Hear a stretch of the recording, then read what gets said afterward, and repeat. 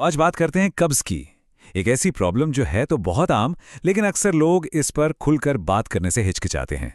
देखिए, हम इसे सिर्फ एक बीमारी की तरह नहीं देखेंगे, बल्कि ये समझेंगे कि ये हमारे शरीर से मिला एक सिग्नल है। तो चलिए इसी नज़रिए से इसे समझने की कोशिश करते हैं। और यही है आज का हमारा सेंट्रल आइडिया। कब्ज सिर्फ एक पेट की दिक्कत नहीं है, ये तो शरीर का हमसे बात करने का एक तरीका है। ये हमें बताता है कि शायद हमारे लाइफस्टाइल में कुछ बदलने का वक्त आ गया है। तो सबसे पहले ये समझते हैं कि आखिर ये कब्ज है क्या और होता क्यों है। इस सेक्शन में हम इसके पीछे के कारणों और लक्षणों को एक एक करके देखेंगे। तो कब्ज होता क्यों है?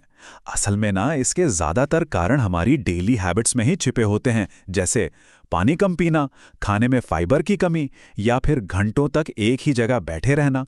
ये वो छोटी छोटी चीज़ें हैं जो धीरे धीरे एक बड़ी प्रॉब्लम बन जाती हैं। और हाँ, स्ट्रेस और चीज़ों को टालने की आदत, वो भी एक बहुत बड़ा फैक्टर है। हमारा जो डाइजेस्टिव सिस्टम है ना, वो एक मशीन की तरह है। अब अगर हम इस मशीन में सही ईंधन नहीं डालेंगे, मतलब पानी, फाइबर और थोड़ी बहुत मूवमेंट, तो जाहिर है ये धीरे धीरे जाम होने लगेगी। हमारी हर आदत का सीधा असर हमारे पेट पर पड़ता है। तो कैसे पहचाने कि ये कब्ज की ही समस्या है? इसके कुछ कॉमन सिम्टम्स हैं, जैसे स्टूल का हार्ड होना, पेट ठीक से साफ ना होना, या फिर पेट में हमेशा भारीपन और गैस महसूस होना। ये सब कब्ज के ही संकेत हो सकते हैं। अच्छा, अब बात करते हैं उन आम गलतियों की जो लोग अक्सर कर बैठते हैं। जल्दी राहत पाने के चक्कर में कई बार कुछ ऐसा हो जाता है जिससे प्रॉब्लम कम होने की बजाय और बढ़ जाती है। ये है वो आम गलतियां। रोज रोज कोई चूर्ण या लैक्सेटिव लेना आंतों को और भी कमजोर बना सकता है, और सिर्फ दवा पर निर्भर रहना लेकिन अपनी आदतों को न बदलना, ये तो जड़ पर काम करने जैसा है ही नहीं। तो यहाँ पे ना हमें अपना अप्रोच बदलने की जरूरत है।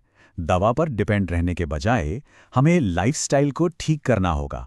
मतलब बिना फाइबर वाले खाने को हटाकर हाई फाइबर वाला खाना अपनाना, और बैठे रहने की आदत छोड़कर डेली थोड़ी फिजिकल एक्टिविटी करना, यही सही तरीका है।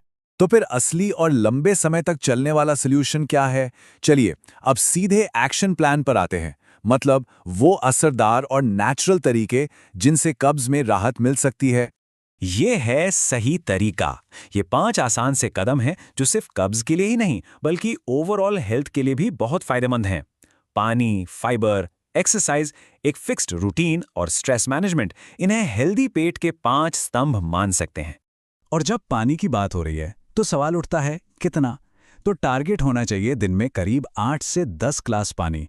ये एक बहुत ही सिंपल लेकिन उतनी ही असरदार आदत है। और फाइबर के लिए क्या खाया जाए?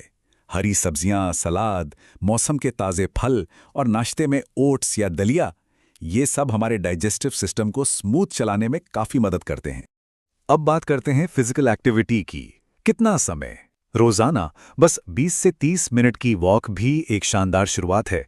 ये सिर्फ पेट के लिए नहीं बल्कि पूरे शरीर के लिए कमाल का काम करती है। ये एक छोटी सी लेकिन बहुत ही काम की टिप है। टॉयलेट में पैरों के नीचे एक छोटा स्टूल रखने से बॉडी एक नेचुरल पोजीशन में आ जाती है, जिससे मल त्यागना काफी आसान हो जाता है। और अब एक बहुत जरूरी बात, ज्यादातर मामलों में लाइफस्टाइल में बदलाव से ही आराम मिल जाता है, लेकिन कुछ सिचुएशंस ऐसी होती हैं जहां डॉक्टर की सलाह लेना बहुत बहुत जरूरी हो जाता है।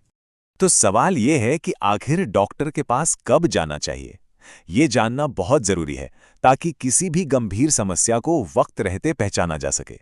अच्छा, अब ये 2 बातें हैं ना, ये रेड फ्लैग्स हैं, मतलब खतरे की घंटी। अगर कब्ज 2 या 3 हफ्तों से ज्यादा बना हुआ है या फिर स्टूल में ब्लड दिखाई दे, तो फिर बिल्कुल भी देर नहीं करनी चाहिए। फौरन डॉक्टर से मिलना जरूरी है। इसे हल्के में लेने की गलती बिल्कुल ना करें। तो इस पूरी बातचीत का निचोड़ इस एक लाइन में छिपा है। एक खुश पेट का मतलब है एक स्वस्थ शरीर।